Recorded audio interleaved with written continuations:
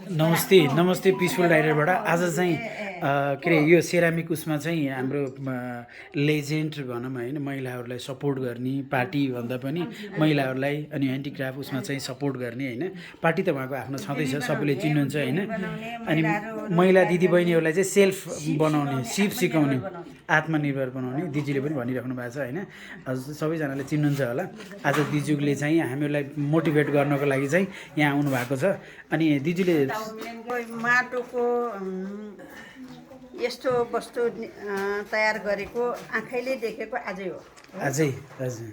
अब ज्वेलरीको चाहिँ नि देखाए हो हाम्रो घरमा पनि ज्वेलरी बनाउने भएको हुनाले सुन चाँदीको गहना बनाउने भएको हुनाले तर माटोको चाहिँ नि देखाएको थिएँ माटोको पहिलोपटक होइन पहिलोचोटि अनि डिबी ताराजीले माटोको पनि बन्छ यस्तो यस्तो छ भनेर भनेपछि ल जाउँ त हेर्न मन लागेर अनि आज आएको यस्तोले पनि भनौँ न सिप जान्यो भने होइन सबै खालको चाहिँ उत्पादन चाहिँ गर्न सक्ने रहेछ अझ ग्लेजिङ भयो भने चाहिँ यो मान्छेले विश्वासै गर्दैन किनभने माथिबाट खसाले पनि फुट्दैन सिसाको जस्तो रूप हुन्छ त्यो फुट्दैन है नेपालमा यस्तो खालको यसलाई सुहाउने माटो त होला छ नि यो मैले बनाएको दिदी यो चाहिँ कानमा लाउने इयरिङ हेर्नुहोस् यो काठ जस्तो लाग्यो होइन यो माटोको हो यो दाङकै माटो हो दाङको माटो के भने तपाईँले बनाउने हो तर लाउनु मन लागेर पनि तपाईँले लाउन अप्ठ्यारो भयो यो त हामीले दिदीबहिनीहरूलाई उपहार दिने र देशमा अन्यथा अरू दिदीबहिनीहरूलाई पनि ट्रेनिङ दिने अनि त्यो ट्रेनिङबाट चाहिँ उहाँहरूले जीविकोपार्जन हुन्छ भन्ने सोच तपाईँले दाङमा पनि सिकाउनु पर्यो दाङमा त सिकाउने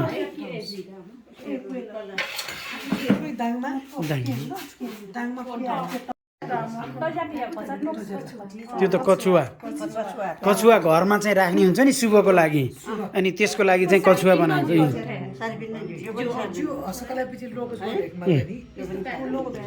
यो चाहिँ पोलेर अनि कलर गरेर अनि क्लिप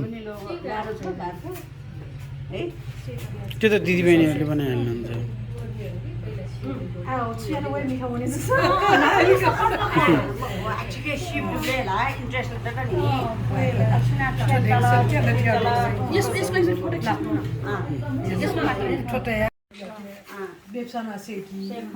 दिदी यो चाहिँ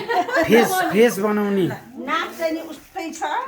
तर उहाँको र मेरो नाकमा चाहिँ फरक डिफ्रेन्स छ यो हेर्नु न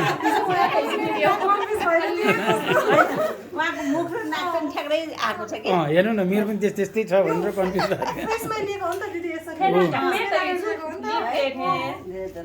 यो चाहिँ फेसहरू पनि बनाउन मिल्छ हातहरू बनाउन मिल्छ हात चाहिँ ती बनायो बहिनी यो पनि त बनाएकै हो नि यो बुद्धको मूर्ति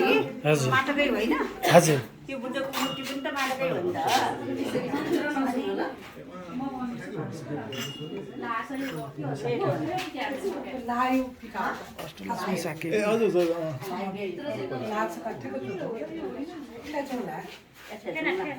यो चाहिँ यसरी हात यसरी राखेर अनि डबल पार्ट अर्को माथिबाट पनि हुन्छ अनि भित्र मसला हाल्यो भनेपछि चाहिँ अनि हात निस्किने भयो चट्ट हो त्यो बनाउन मिल्यो हो अनि मान्छेहरू गएर त्यहाँ टिकटक बनाउने त्यो चाहिँ ठुलो भयो यो चाहिँ सानो जस्तो ज्वेलरीहरू औँठीहरू अनि गरगहनाहरू राख्नको लागि हजुर अनि भिजिटिङ कार्डहरू राख्छ होइन सबै जुत्ताको हो त्यो उसकै बनाएको हो हजुर होइन यो के गोपाल दाईको छोराको आर्ट पिस हो उले एक्जिबिसनमा राखे उहाँलाई एउटा चाहिँ उपहार दिनु पर्यो के हाम्रो गुरुमा छैन धर्मावती गुरुमालाई एउटा तपाईँले ल भनेर उपहार दिने राम्रो धर्मावती गुरुमालाई के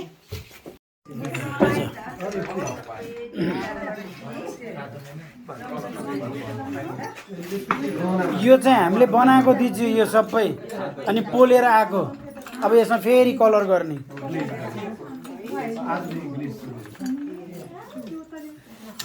यो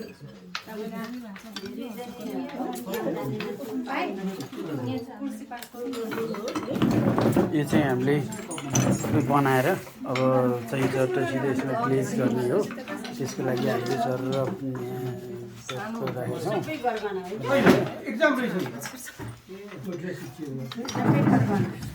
सबैजना एक्साइटेड हुनुहुन्छ आफ्नो आफ्नो चिजहरू सट्ट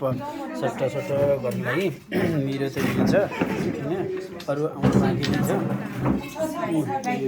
यतिले बनाएको हो होइन कति राम्रो बनाएको ल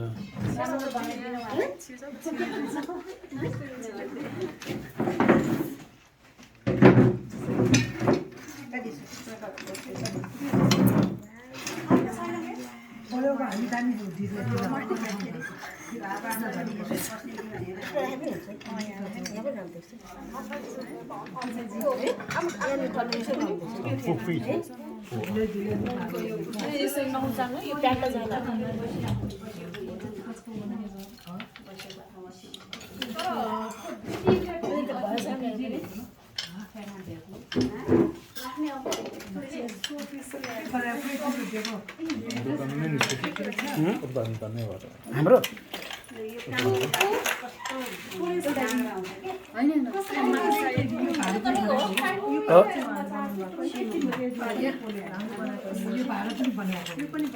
मैले त बनाएको नि त्यो सबै निकालिदिनु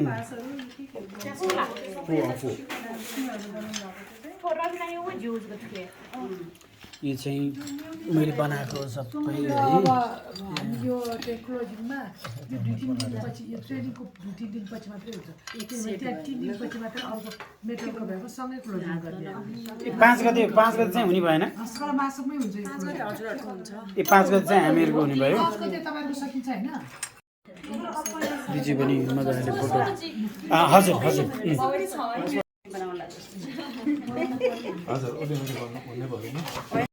दिजु नमस्ते हजुरलाई कस्तो लाग्यो यो हेरेर अब मैले अघि पनि भनिसकेको छु यो माटोको यति विभिन्न चिजबिजहरू बनेको पहिलोचोटि मैले हेर्न पाएँ देख्न पाएँ धेरै खुसी लाग्यो र यो स्वस्थकर पनि हुन्छ होइन र यो एउटा अत्यन्तै राम्रो परम्परागत कला पनि हो भन्छु म यसलाई सिप पनि हो त्यस भएकोले यसलाई चाहिँ राम्रोसँग दक्षतापूर्वक चाहिँ सिकेर यसलाई चाहिँ मार्केटमा लानु पनि केही गाह्रो हुँदैन भन्छु त्यसो भएकोले यसलाई चाहिँ मेहनत गरेर अत्यन्तै दक्षतापूर्वक चाहिँ यसलाई सिक्नुहोस् होइन र आफ्नै देशमा स्वदेशमै रोजगार चाहिँ सृजना गर्न सक्छौँ हामी भौतारिएर कतै पनि जानु पर्दैन नेपाली माटो त्यति समृद्ध रहेछ उत्पादनमा होइन भन्ने कुरा पनि हजुर धन्यवाद अब यो गरेपछि मान्छेहरू विदेश पलायन पनि हुनु परेन भन्ने परेन एकदम यो चाहिँ परेन मान्छेले नदेखेर हो कि खान पाएर नदेखेर यस्तो भएको यस्तो पनि हो उत्पादन त गर्यो तर मार्केटिङ गर्ने मान्छे चाहिँ हुनु मार्केटिङको सवालमा यो जानेकोहरू चाहिँ एक ठाउँमा बसेर कसरी मार्केटिङ गर्नु भनेर भन्ने हो भने मैले त के भनेको छु भन्दाखेरि केही पनि विभिन्न सेक्टरमा चाहिँ यो एउटा सोरुम राख्न सक्छ होइन मन्त्रालयहरूमा सोरुम राख्न सक्छ र दूतावासहरूमा सोरुम राख्न सक्छ नेपालमा के चिज पाइन्छ त पैसाको कुरा यसको माटोको कुरा होइन विभिन्न छ नि त अनि एउटा सोरुम राखेर हामीले जान सक्छौँ हुन्छ यसमा अलिक विशेष चाहिँ बजारीकरणमा चाहिँ हाम्रो ध्यान चाहिँ त्यति गएको छैन र सरकारले पनि जसरी सहयोग गर्नुपर्ने सरकारको त ध्यान त साह्रै र अब सरकारले ध्यान दिनु